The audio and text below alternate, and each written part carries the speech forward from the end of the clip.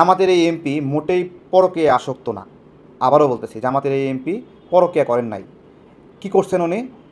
একটা অসহায় মেয়ে যে এসএসসি পরীক্ষার পরে চাকরি খুঁজতেছে, যার ফ্যামিলি সমস্যাগ্রস্ত, যে হয়তো বা ওই চাকরি দিয়ে তার মায়ের ওষুধ কিনবে, বাবার ওষুধ কিনবে, এরকম একটা মেয়েকে চাকরির জন্য সুপারিশ করার বিনিময়ে তাকে বিছানায় নিচ্ছে।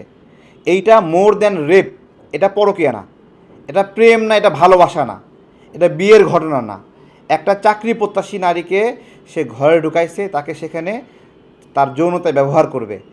তো এটার শাস্তি কী হওয়া উচিত? গতকাল বলছিলাম যে ব্যভিচারের জন্য যদি বিবাহিত হয় তাহলে পাথর নিক্ষেপ করে হত্যা করা, আর যদি অবিবাহিত হয় ব্যত্রাঘাত করা। এটাকে তারা পরকীয়া প্রমাণ করতে যাচ্ছে, এটাকে তাদের ভালোবাসা প্রমাণ করতে যাচ্ছে।